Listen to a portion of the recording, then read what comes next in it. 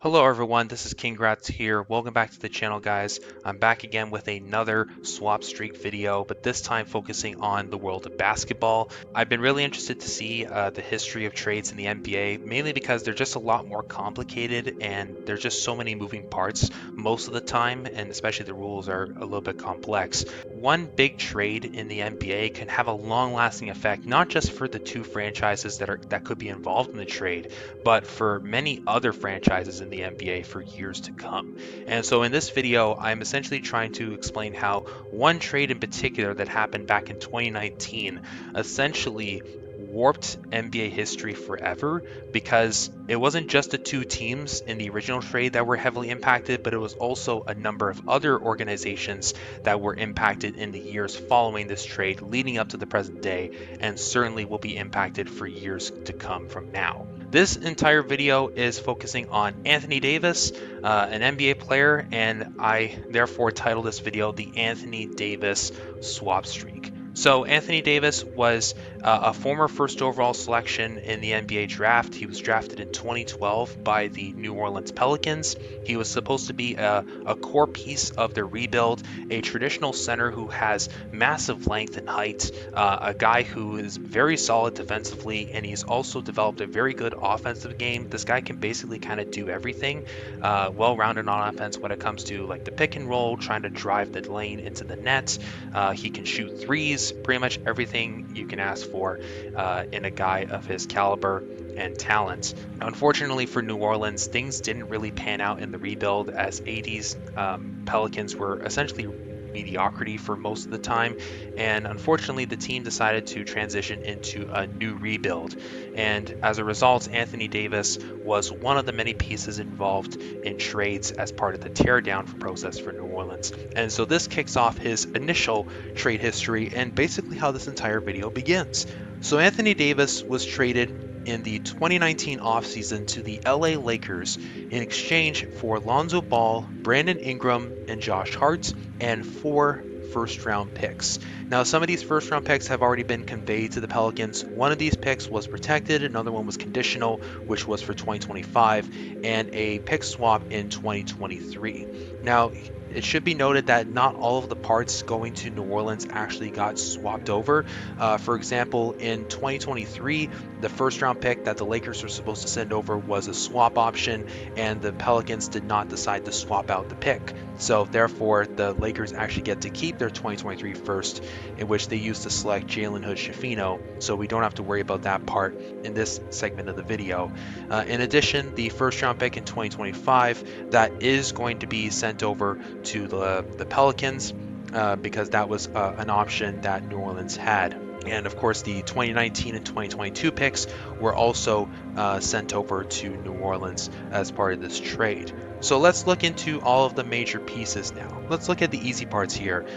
To begin, on New Orleans side of things, Brandon Ingram probably is the easiest part of this entire block, because Ingram would spend a number of years with the Pelicans before he eventually got traded as part of their existing teardown, in which he was sent to the Toronto Raptors in exchange for veterans Bruce Brown Jr. and Kelly Olynyk, a first-round pick that was protected for 2026, and Toronto's second-round pick in 2031.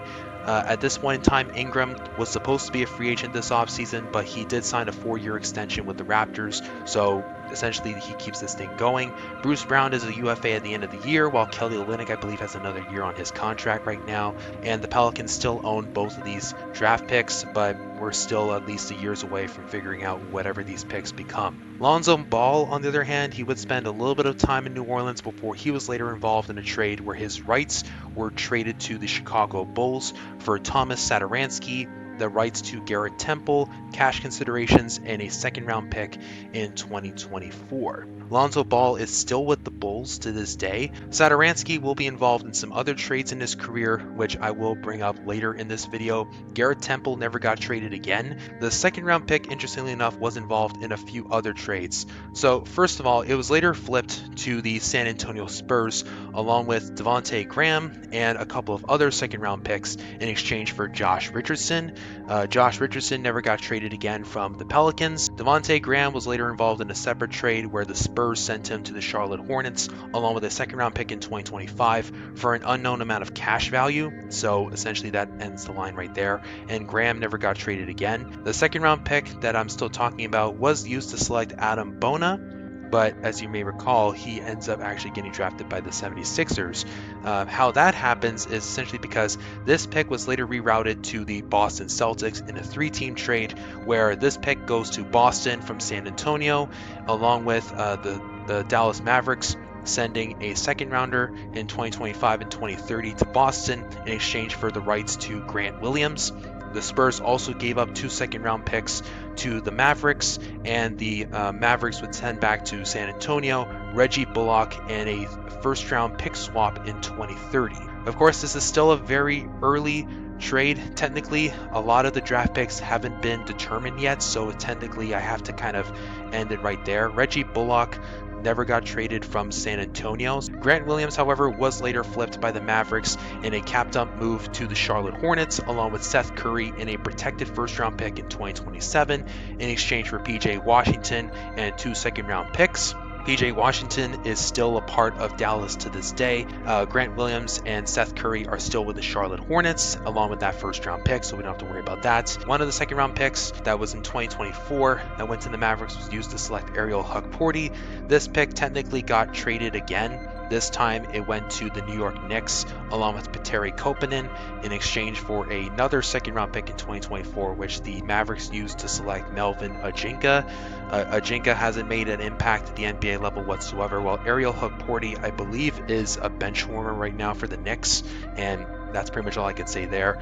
The 2028 second that went to the Mavs with PJ Washington is conditional, but we still have a number of years to go before that is ultimately figured out. Now, carrying on here, Josh Hart, he has his own very sophisticated trade history. So after spending some time in New Orleans, he was later involved in a huge trade going to the Portland Trail Blazers, along with Thomas Satoransky, who I mentioned earlier, and a young Nickeil Alexander-Walker and Didi Louzada, and a first-round pick in 2025 and 2 second-round picks, one in 2026 and 2027. In exchange, the Pelicans would acquire CJ McCollum, Larry Nance Jr., and Tony Snell. Interestingly enough, the easiest part of this entire trade is Tony Snell because he never got traded again, and CJ McCollum was supposed to be another big piece for the Pelicans in their existing roster. Of course, the Pelicans are once again transitioning into another rebuild, but we'll come back to that later in this video. For Satoransky, he would be involved in some more trades along with Nickeil Alexander-Walker. Didi Louzada, I will bring up his name later in this video because he is involved in another trade. But following this, Larry Nance Jr. was later flipped by the Pelicans to the Atlanta Hawks, along with Dyson Daniels, EJ Liddell, Cody Zeller, a first in 2025, and a conditional first rounder in 2027, all for DeJounte Murray. Dyson Daniels was actually drafted by the Pelicans with the 2022 first round pick they got back for Anthony Davis. So essentially, him and Larry Nance Jr. are connected here, and they both went to Atlanta. For Dyson Daniels, he has still had a pretty good time with Atlanta right now, definitely improving his game. Larry Nance hasn't been traded again. EJ Liddell would later get flipped to the Phoenix Suns for David Roddy, while Cody Zeller was later flipped to the Houston Rockets along with a second round pick in 2028 for Alpha Kaba, which in my opinion just sounds like one of those university fraternities or something, so I didn't know that was a person, so I apologize.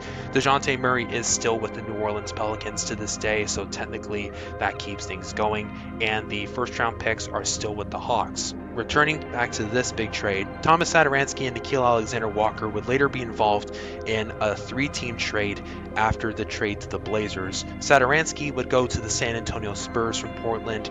A second-round pick would then be sent to the Spurs from Utah. Nickeil Alexander-Walker would go to Utah along with Juancho Hernan-Gomez from San Antonio, and the Blazers would acquire Joe Ingles, Elijah Hughes, and a second-round pick in 2022, which they used to select Jabari Walker. Jabari Walker is a part of the existing rebuild for Portland, so he is a mainstay right there right now.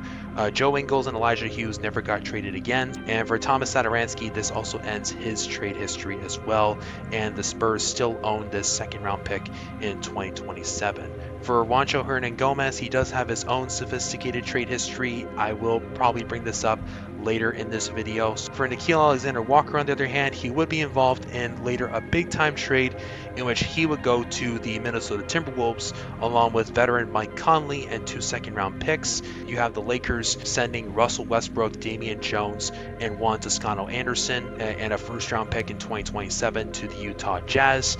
The Lakers would also send a second-round pick in 2024 to Minnesota, while the Lakers would pick up D'Angelo Russell from the Timberwolves and Malik Beasley and Jared Vanderbilt from the Jazz.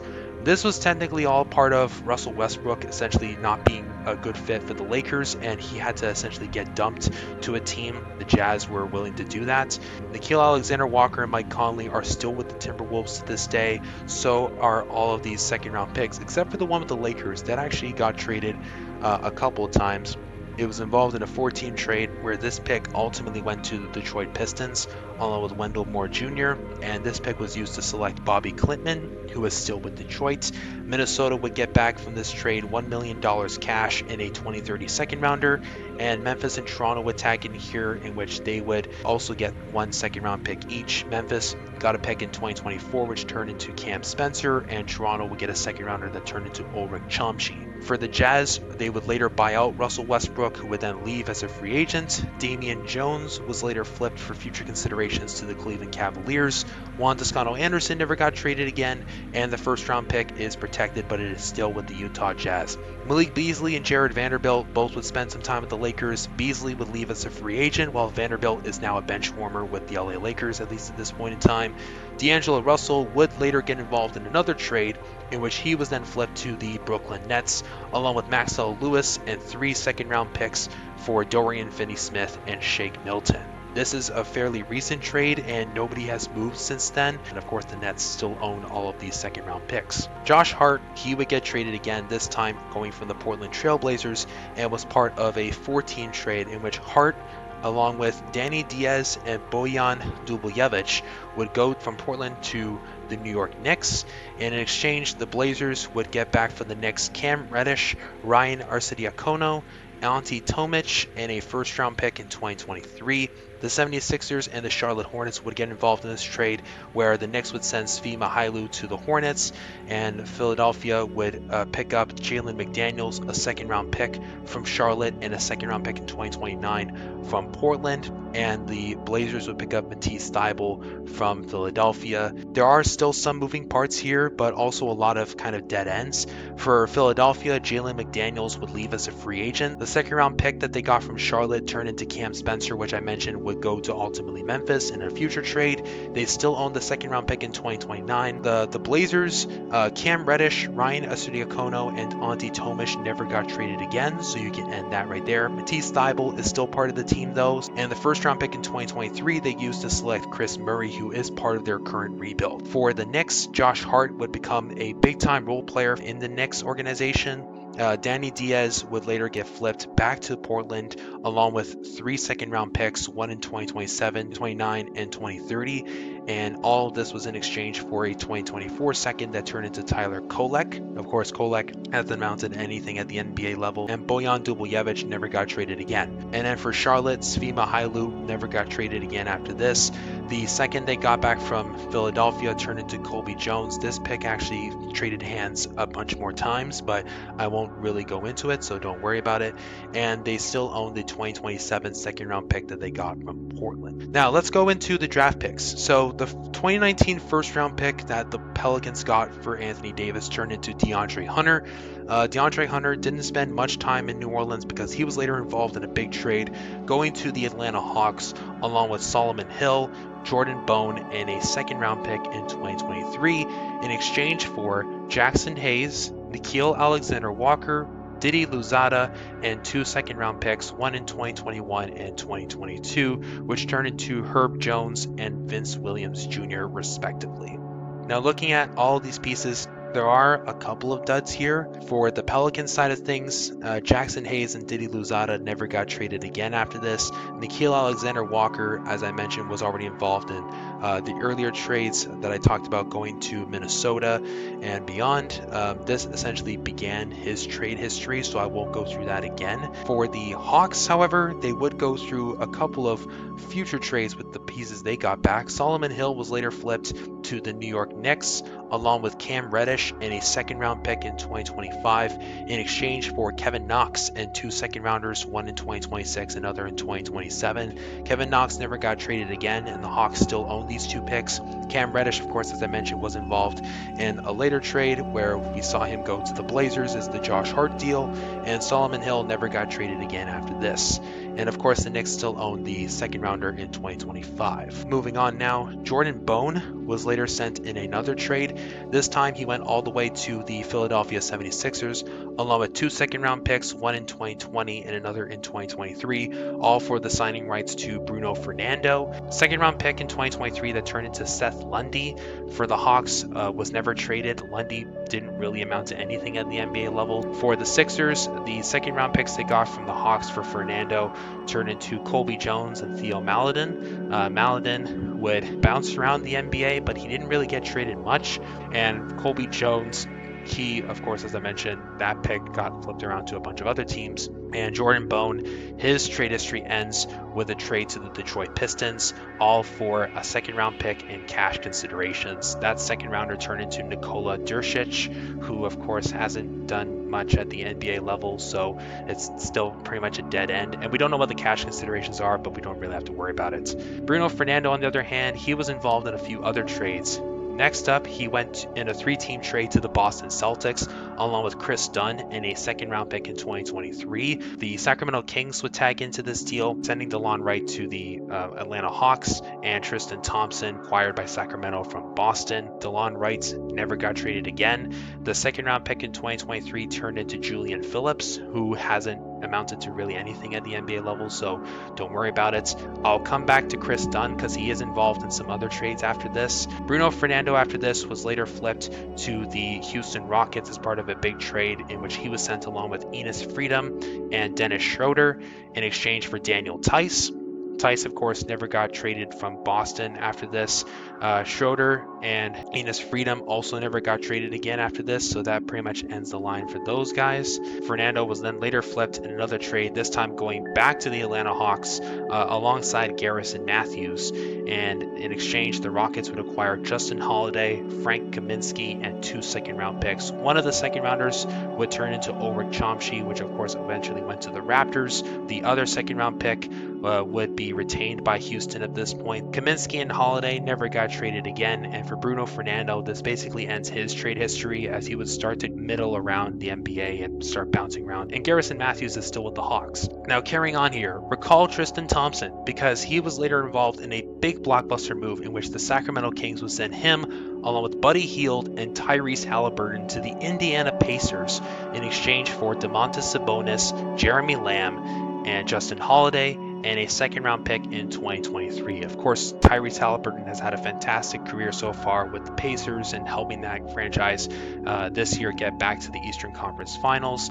Tristan Thompson was sort of a minor piece in this entire deal, and Buddy Hield would stick around in Indiana for some time and would provide a very important three-point presence over there. Domantas Sabonis would, of course, have a significant role for the Sacramento Kings, even to this day, helping the franchise return at the playoffs. Jeremy Lamb was a more limited piece, but he never got traded again. Justin Holiday, he was involved in a later trade as he was basically sent this time to the Atlanta Hawks along with Maurice Harkless and a first-round pick in 2025 for Kevin Huerter. I'll return to Kevin Huerter later in this video. Jordan Walsh, who was drafted with the 2023 second-round pick, he hasn't amounted to anything at the NBA level, so don't worry about him. And for Justin Holiday, after being sent to the Hawks, he was later involved in that trade going to Houston involving Bruno Fernando that I talked about. And the first-round pick in 2025 did get transferred over to the Atlanta Hawks as a result of this year's draft lottery. Now, Maurice Harkless would be involved in his own trade history, as he was later flipped to the Oklahoma City Thunder along with 2 second-round picks, one in 2025, the other in 2029, in exchange for Vit Krejci. Krejci is still with the Hawks right now. For the Thunder, they would later flip Maurice Harkless in a big cap dump move, sending him along with Derek Favors, Ty Jerome, and Theo Maledon, along with a second-round pick in 2026 and cash considerations to the Houston Rockets in exchange for David Nwaba, Trey Burke, Sterling Brown, and Marquise Chris. A lot of these guys never got traded again. Ty Jerome, Theo Maledon, Derek Favors, and all 4 guys that went to OKC never got traded again after this trade. For Maurice Harkless, this also basically ends his trade history as well, and the second round pick is still owned by the Rockets. One last thing, Kevin Huerter, he went to the Kings after going from Atlanta. He was recently involved in that big blockbuster trade in which De'Aaron Fox went to the San Antonio Spurs and Zach LaVine went from the Bulls to the Sacramento Kings. Kevin Huerter ends up going to Chicago along with Zach Collins, Trey Jones, and a first-round pick in 2025. Zach LaVine would go to Sacramento along with 3 second-round picks, one in 26, 27, and 28, respectively. And the Spurs would pick up De'Aaron Fox with Jordan McLaughlin from Sacramento in exchange for Sidy Cissoko, a second in 25, a first-rounder in 2027 and 2031, and a second in 2028. Of course, this is still fairly new of a trade, and none of the players nor draft picks have been moved so far, so essentially this one is in limbo. And then moving on here, last but not least, DeAndre Hunter was later flipped to the Cleveland Cavaliers at this year's trade deadline after a number of years in Atlanta for Karis LeVert, George Niang, 3 second-round picks, and 2 pick swaps. Of course, this is still fairly new. DeAndre Hunter would be involved in the Cleveland Cavaliers' playoff run this year, but ultimately they were a second-round exit, and that ended their season. Karis LeVert and George Niang, I'm not really sure what their future looks like in Atlanta, considering that the team is kind of stuck in mediocrity right now. I'm not sure if they transition into a rebuild, but either way, this is pretty much the end of the line right here for DeAndre Hunter and his side of the story.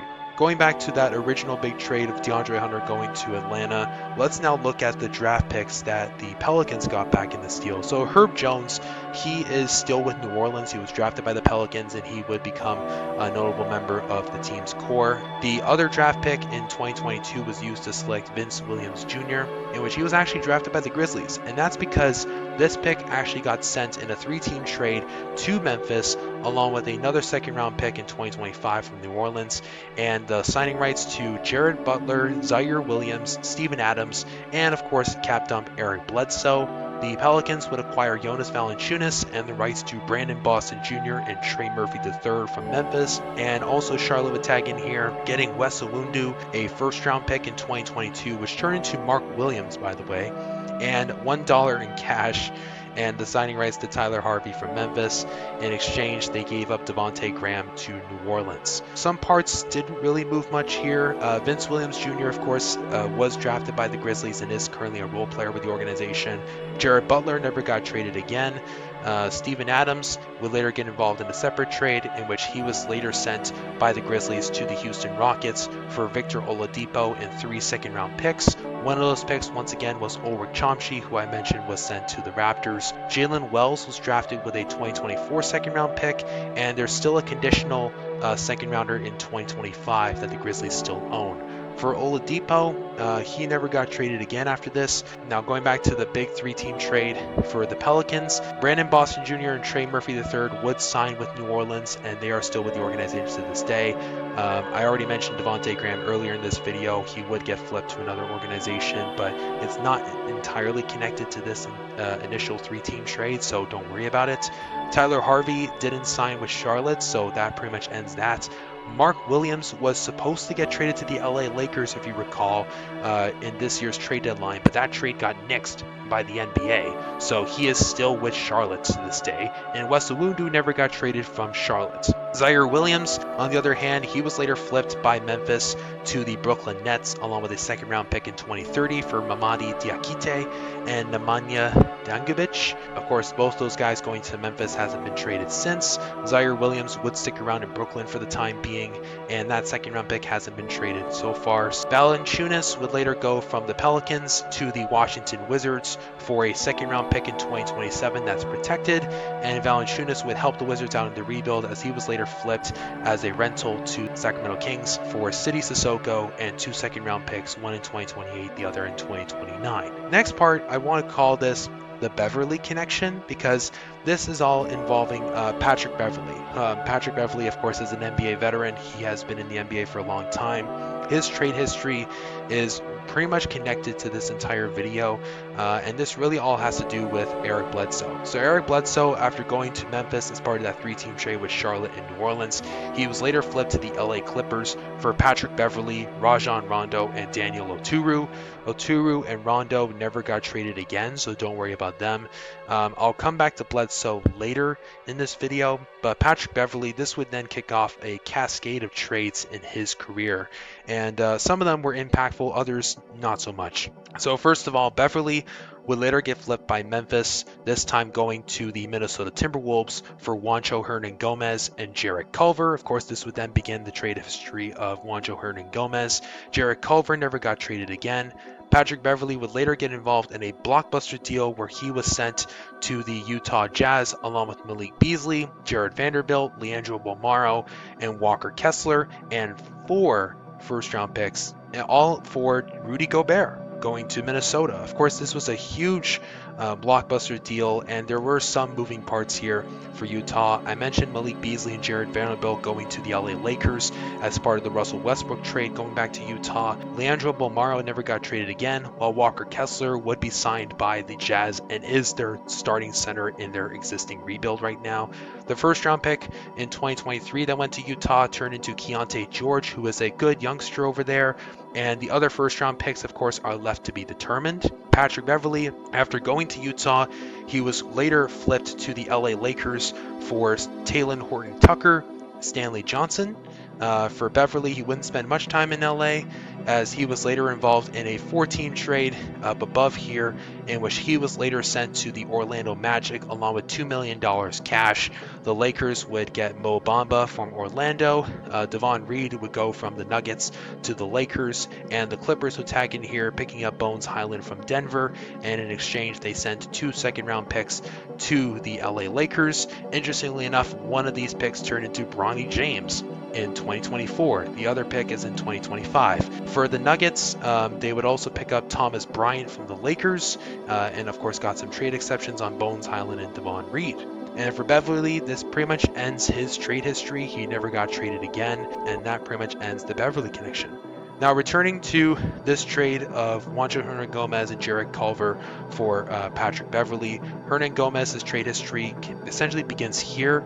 After this trade, he was later flipped to the Boston Celtics straight up in exchange for Chris Dunn, who I talked about earlier, along with Carson Edwards and a second-round pick in 2026, which was an option. For Chris Dunn, this ends his trade history. Same with Carson Edwards, matter of fact, so that pretty much ends the line there. And of course, Hernan-Gomez would be involved in a few other trades. After this, he was later flipped in a 3-team deal to the San Antonio Spurs, along with $2.15 million cash. The Denver Nuggets would tag in here, picking up Brian Forbes from San Antonio, while sending a second-round pick and $200,000 cash to San Antonio.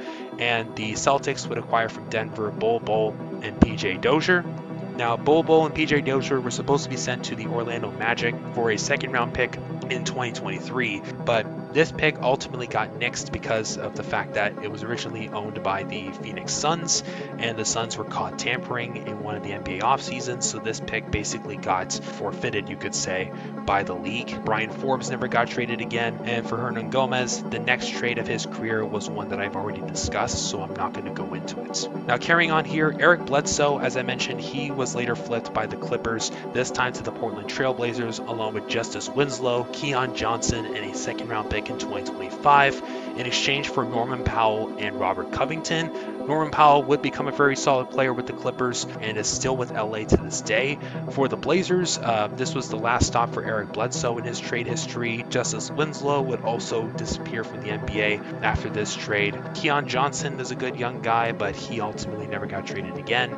And the second round pick in 2025 is still with Portland. Robert Covington, on the other hand, he would keep things going as he was later flipped in another trade involving 3 teams, going from the Clippers all the way to the Philadelphia 76ers, along with Marcus Morris, Nicholas Batum, and Kenyon Martin Jr. The Sixers would also acquire a 2024 second round pick, a first in 2028 and 2029, and a second round pick in 2029 and $2 million cash. The OKC Thunder would tag into this deal, helping the Clippers land James Harden, PJ Tucker, and Philip Petrusev from the Sixers, and the Clippers would give up a first-round pick and $1.1 million cash to OKC. Robert Covington never got traded again, and Nicholas Batum, Kenyon Martin Jr., was flipped to the Detroit Pistons, along with 2 second-round picks for future considerations. Philip Petrusev was later flipped to the Sacramento Kings, along with cash for Luka Mitrovic. This basically became a nothing trade, so to speak, so that pretty much ends the line right there. I'll come back to PJ Tucker, by the way, and for Marcus Morris, this basically ends his trade history. And of course, James Harden is still with the Clippers. Going back to the big Buddy Hield, Tristan Thompson to the Pacers for Sabonis, basically going to the Kings. Now, there are still some parts that I also need to bring up here. So after this trade, Buddy Hield was later flipped by the Pacers to the Philadelphia 76ers in a 3-team deal. Indiana would acquire Doug McDermott from the San Antonio Spurs, who tagged in as the third party here. Philadelphia would send back to Indiana Furkan Korkmaz and 2 second-round picks, one of them being conditional, and also an unknown amount of cash.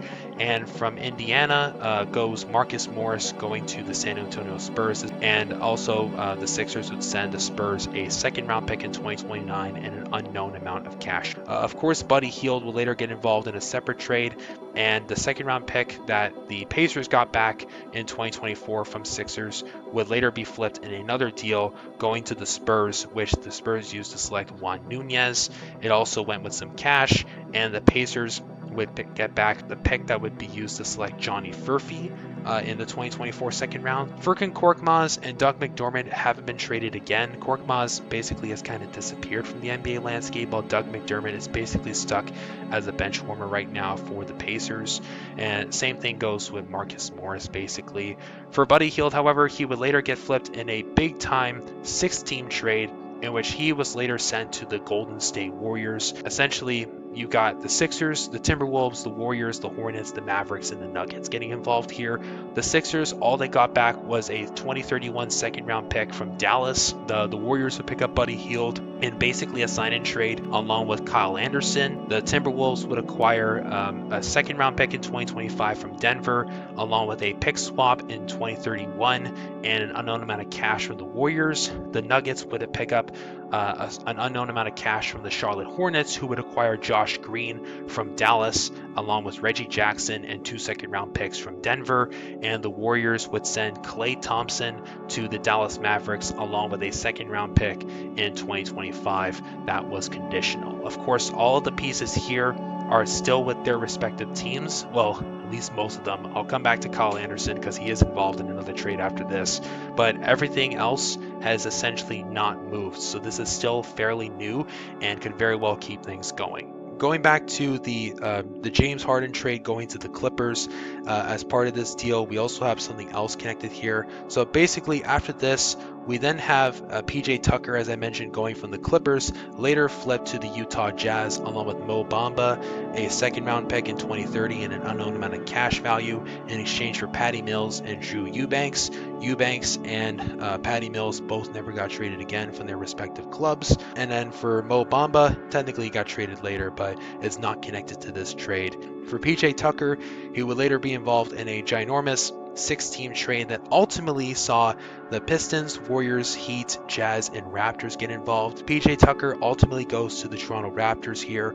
The big part of this entire trade tree was the Warriors picking up Jimmy Butler from Miami for Andrew Wiggins, Kyle Anderson, and a first-round pick. The Raptors sent Davion Mitchell to Miami. Detroit get Dennis Schroeder from Utah, along with Lindy Waters III and a future second-round pick from the Warriors. And the Jazz would acquire Kenyon Martin Jr., Josh Richardson, and a second-round pick in 2028. All of these parts are still with their respective clubs, except for PJ Tucker, because he was bought out by the Raptors and he is now with the New York Knicks because he wanted to play for a contender. The last part of this entire thing, going back to Anthony Davis, so AD would spend a number of years with the LA Lakers. He would help them win the NBA championship in 2020. He would have a significant impact for the Lakers organization alongside LeBron James, helping them routinely make the playoffs and always be a consistent threat, at least in the minds of the media, for the NBA championship. Surprisingly enough, with the Lakers falling into pieces to a certain degree this season, they somehow got a massive lifeline, and unfortunately Anthony Davis was the sacrificial lamb, so to speak, as he was involved in what is arguably one of the biggest trades in modern NBA history, where Anthony Davis was sent to the Dallas Mavericks along with Max Christie and a first-round pick in 2029 for Luka Doncic, Maxi Kleber, and Markieff Morris, and the Utah Jazz would tag in here as a third team and would pick up Jalen Hood-Schifino and a second-round pick in 2025. This is still such a ginormous trade and is still the point of discussion for a lot of NBA controversy right now.